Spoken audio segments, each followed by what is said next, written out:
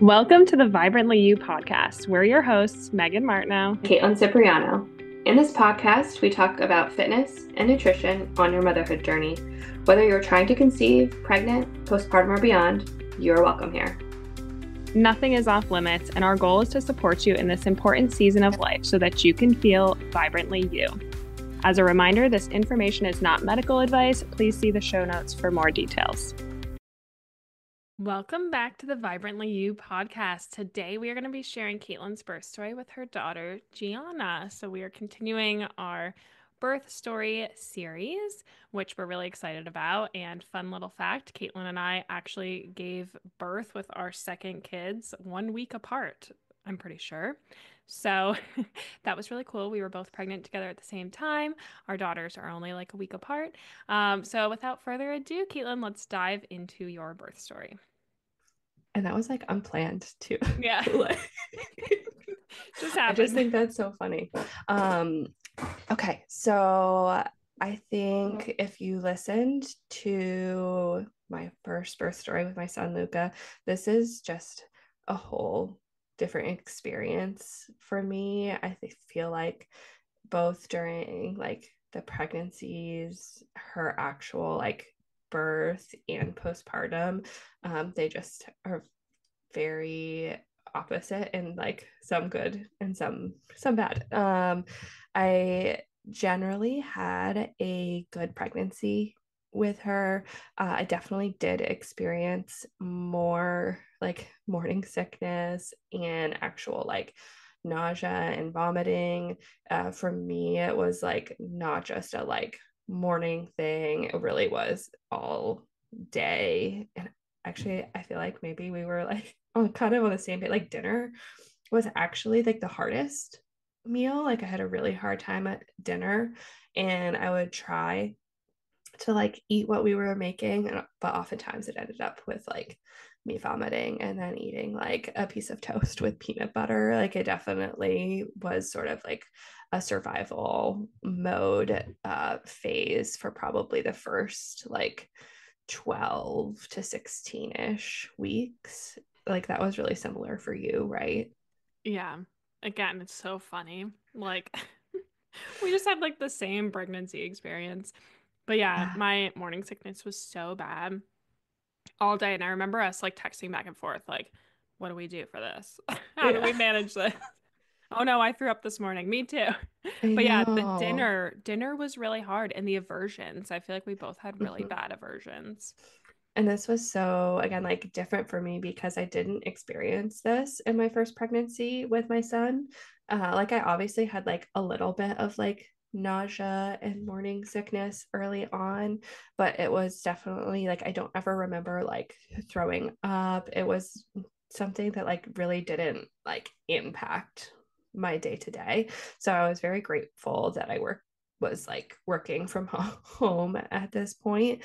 Luckily I didn't ever like need to like puke while I was like in a meeting with a client, because that would have just been like I did have more like SI joint and pelvic girdle pain, but I did really feel like I was able to manage this well with Meg's help through exercise, and I utilized a chiropractor, so I did feel like I could manage it during her pregnancy. And then, like, the last thing that I wanted to mention, because I had no idea that this was like a thing, but I did experience a subchorionic hemorrhage during my pregnancy with her. This was like around the 12 to 16 week time frame. I can't remember exactly. I'm gonna like trigger warning this like section just in case like this is triggering for someone maybe who's experienced something like this. But I did just like kind of like go to sit down on the couch, and I just like had like a lot of blood basically like come out at once. And so we called, they basically were just like, please keep an eye on this. If you're going through you're like a pad and more than an hour continuing with bleeding, come in. Luckily it did just sort of like stop. It was basically just that like one burst of bleeding, and then I did follow up and go in like the next day, and they did an ultrasound. Like she was fine. They told me that I had the subchorionic hemorrhage. And I did have some like old kind of blood like come out over the next week or so, but it did clear up for me, And at that point. how many weeks were you when that happened? I think it was like around the like 12 to 16 week Okay. time frame. So definitely like earlier on. I did read about cases with this though, where you can kind of like continue to bleed like for longer periods of time or even like throughout the pregnancy with this, but it can like not impact the baby at all and be fine. But I did want to just like mention it because it was nothing that I was familiar with when I was pregnant. So hopefully it just like outside of it just being really like anxiety producing for during that time, it really did have like no negative impact on the pregnancy for Yeah. me, at Like I least. know it can definitely be, I don't know if it's common, but I've heard of it happening Yeah. to people. And I know for you, yeah, like with it being anxiety producing, also because you had the history of hemorrhaging Yeah. postpartum. So if you have not listened to Caitlin's birth story with her son, you can go back and listen to that. That's episode number 8, where she also talks about some postpartum hemorrhaging. But yeah, like that's so scary. And obviously, like in the beginning of your pregnancy, but even at that point, it's like you're in beginning of the second trimester, so you're not anticipating something like that Yeah. happening. Yeah. Um, but again, like after that, really, I didn't have any real issues. Like, Gianna's actual birth was like again like the total opposite of my son of my son's. Like this is a much like quicker actual like labor. I did like experience like a kind of like false labor situation around 38 weeks. I like woke up one morning, I was just experiencing like those pretty like like strong, consistent contractions for several hours. But then, after going in to just get checked, like everything kind of like fizzled and died out while I was at the hospital. So they did send us back home. Um, at the end of 40 weeks, I did have a membrane sweep, which I was kind of torn about having because I really wanted to reduce this amount of cervical checks that I had during this pregnancy because with my son, I was in and out of the hospital a lot because of the prodromal labor that I experienced.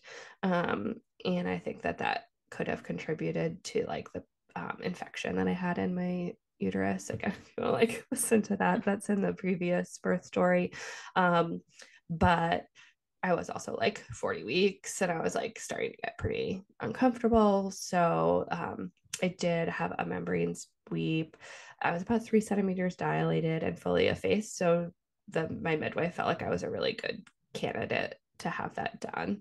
I can see if you like were not fully effaced or like not dilated to that point that it would be like could be super uncomfortable. But for me, I didn't feel like it was that bad. Um, and let's see, I would say, like, I continue to really just like at that point focus on like using the ball and like curb walking and like the stairs because I just like really wanted to like get things moving. And I also utilized the mile circuit. Can you talk about what this is because I don't think it's talked about a lot but really helpful. Yes, so we love the mile circuit. It's great to just help baby get in optimal positioning as we're preparing for birth. So it's, gosh, I can't remember how long it takes. I want to say a couple of hours. Yeah. So you start out like typically laying on your bed or on the couch and you're in like a puppy dog kind of pose. So it's like a slight inversion. You're putting a lot of pillows under your hips. Your head is usually down on the surface and you're just laying there. chilling, breathing. Being in this inversion just opens up more space for baby. It helps to relax uterine ligaments. Um, so, even when you had the prodromal labor with Luca, like this is really great for that too, to kind of help reposition baby if needed. Um, but so you're there for a while. I want to say it's like almost no, I think it's 30 minutes. I think I it's think 30 minutes each each section position. is like a 30-minute. Yeah. Hmm. And so then from there, then you move into this like, it's not really side lying. You're kind of like face down almost, but you have one leg hiked up. So this is to help kind of open the mid pelvis a little bit, which our pelvis has three levels. So we have the pelvic inlet, which is the top, mid pelvis, and then the pelvic outlet. And so baby does need to navigate through all three levels of the pelvis. So in this mile circuit, we're trying to also manipulate those just to help, again, make more space, help baby get into optimal positioning to get labor started. So in that, yeah, you have like one leg hiked up. Again, you're supported with a lot of pillows. We'll link the mile circuit in the show notes too, so you can reference it. You lay there. A lot of people fall asleep in this position. It's very comfortable. And then from there, you go into like some active movement. So a lot of people will do like side lunges or something like that, again, to get some more movement in the pelvis, or curb walking, anything like that for another 30 minutes. And you can do this circuit every day, twice a day if you're feeling really ambitious. It's nice and gentle, which is good. It's low energy. Like I said, you can sleep in those first two positions. Um, but yeah, it's just really helpful with opening the pelvis, helping make some space for baby. Yeah, I found this really helpful. I wish I had known about it. Like with Luca, it definitely would have been really great. But I found it Same. helpful for this. And at this point, I was just like making sure like we had everything in our hospital bags packed. Like the most important thing I think is the snack bag. So I was just making sure we had all of our snacks and everything. And I did over the next like few days start losing like parts of my mucus plug. I had bloody show. And then on the morning of July 10th, 2023, at around 1 a.m., I woke up feeling like I had to just like go pee. But then once I like stood up to like start walking down the hallway, I felt like really like extremely like heavy in my pelvis and like a lot of pressure. And then I like, after I went pee, I like take my pants off and I'm like feeling like trickling still going down my legs. And so I'm like, oh, I think my water just broke, you know? So no like big, like dramatic, like gush or anything, but I didn't experience this again with like Luca. So I was like, like, is this really like happening right now kind of thing? But I did start like having contractions pretty immediately after that happened. So Yeah. That I remember you telling me that too. Like, it's trickling.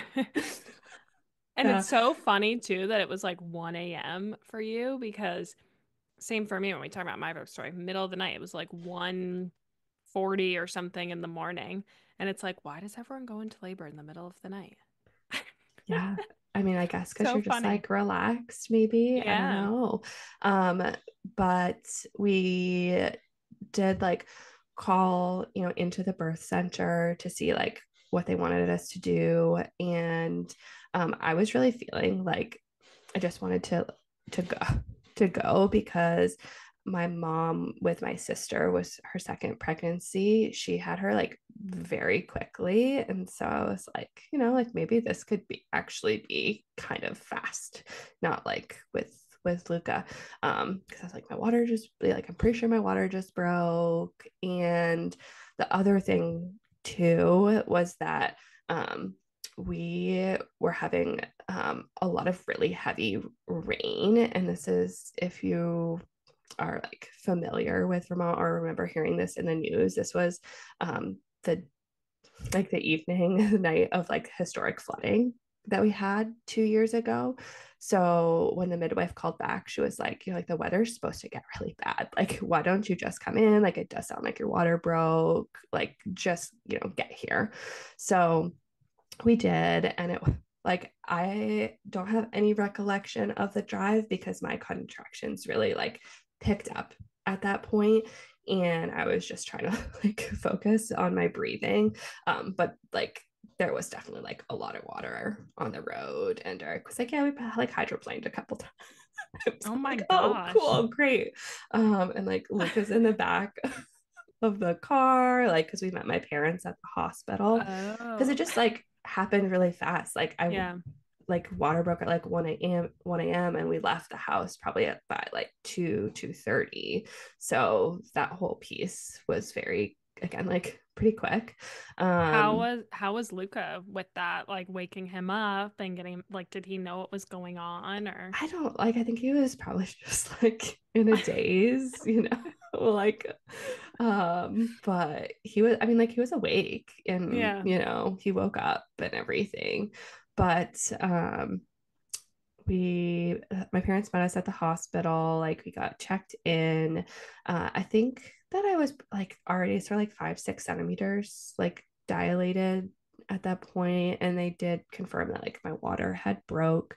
So they did have me try some different laboring positions on like the toilet and hands and knees on the bed. Again, like they were pretty like consistent and strong. And so like this was just such a like cool experience. But one of my nurses was someone that I went to high school with, and Oh, cool. like not, we weren't like BFFs or anything, but like we were like friends. And she was really incredible, and I was like really grateful that she got to kind of be part of my birth story. And she was really amazing. But part of my like sort of birth preferences, birth plan was to just have preventative care in place for postpartum hemorrhage. So they were going to put an IV in just in case I needed it ahead of time. And so she's like, like, don't get up and go anywhere on me right now. Like, I'm gonna like place your IV. And I'm like, yeah, like no problem. Like, go ahead. And I get like super nauseous and need to like vomit. And so they're like getting a trash can. Like, I'm so sorry. So sorry. Like just about like vomited on you. Um, but at that point I was like transitioning into active labor. And that did happen with Luca too. When I transitioned, like I puked. So apparently those are the only similarities with my labors. Um, but I did after that do like some laboring in the shower, and also just like standing leaning over the bed. This just like being able to move and be in different positions is something that was like super important to me, and I feel like was really really helpful. And let's see, um, at some point when I was like kind of standing leaning over the bed, I did start feeling kind of like ready to push. And so one of the other nurses was like, hey, do you want to use like the tub? Like this might be really helpful, while you're pushing. And I hadn't necessarily like planned on using the tub, but I was like, like why not? If you can get it ready, like that sounds great. Um, and so they did get it ready, and I did go into the tub and like push and had Gianna in the tub for her birth. And again, like not something I had planned on, but it was just like a really wonderful experience. And it was definitely pushing her was definitely like harder than I remember with Luca. That part was actually like the only part that kind of felt easy during his birth to me. Um, doing the pushing phase was definitely a little bit harder, and I don't know like why necessarily, but it still was like from start to beginning about like hour, 4 or 5 hours. Let's say 1 a.m. I had her around like 5 a.m. So like it was all like pretty fast in general. So Yeah, yeah, really fast. And so it's a good thing that you did not stay at home for too long. no, You could have had yeah, a car birth and a I flood know, and I know, with Luca in the back seat. I know. We That would have been always talk crazy. about that when we see those videos of people like having kids in the car, and I'm like, I can see why that happens, you Yeah. know, because Did you, I know you said that pushing felt a little harder, but did you notice a yeah, difference between like having a water birth and a non-water birth? yeah, Any I did noticeable feel difference? like it was just like a lot easier for my body to relax and make smaller like shifts and adjustments. Like I was able to, I feel like kind of just like go to that. I don't know if you experience this like with your VBAC, but just like when you're like in that phase of delivery, I don't know, I feel like you kind of go to a different like part of yourself. And I did feel like I could just like relax better and make like movement adjustments as I needed to and have better like control, Yeah, I guess. that's amazing. So that felt really nice. Again, it was just such a like totally different experience. I did like get to stay in the tub with her for a little bit, and then my my placenta, like I hadn't delivered it yet, so I did have to like it had been a little while, so I did have to like get up out of bed, go or sorry, get out of the tub and go into like the hospital bed to try to like deliver the placenta. And that was like different too. I feel like with Luca, just kind of everything just like came out really like fast and quickly with that. And I feel like need like more like effort required to like deliver the placenta, which is I feel like interesting. I haven't really heard people talk about that that much before. But that was like, oh, like you just like you gave birth to the baby, and I also have to push the placenta placenta out. Like, you Yeah, I know, feel like people never talk about the placenta part. yeah. I never hear So people talk about it. And mine was so like complicated, which we'll talk about in the next yeah, episode. But yeah, I feel like I never hear people talking about that ever. right. I'm Just so like the interesting. placenta is still like attached, so you Yeah. get it out. So that was just I don't know. I just remember that being interesting. Um, but it was you know, really again like just like positive experience. I did get to have like delayed cord clamping this time, which was something I had wanted to do with Luca, but they were concerned about something because he did come out so fast. So I didn't get to do that. So that was really nice. And I did have Pitocin shot directly after giving birth to help with preventing postpartum hemorrhaging as part of my plan. And that all, I don't like, can't say whether it would have happened or not, but I didn't deal with postpartum hemorrhaging this time around. So I just felt really grateful for like the team that I had because they were really wonderful about making sure that happened. And yeah, it was that was kind of like it. We like nursed pretty immediately um and we got to like settle in and rest, and I was like starving so I like breakfast brought, which was nice. And our parents came and visited like around midday, which I wasn't like sure how to feel about this because I didn't have that experience again with Luca because he was born right at the beginning of COVID. And it was really nice though that we got to like see them and they got to meet her. And we had like a fairly short like hospital stay. We got to go home the next day. Like I think don't even know if we were there a full 48 hours, but everyone was like doing really well. So we got to be discharged and go home, which was it was nice to be able to like not have to be away from Luca, for a very long period of time. So that was great. Yeah. Well, and I know too, you've talked about how this was like a really healing experience overall for you Yeah, too, just how much smoother everything went, like not having the hemorrhaging compared to your first and not having the prodromal labor, because that was kind of yeah, traumatizing in itself.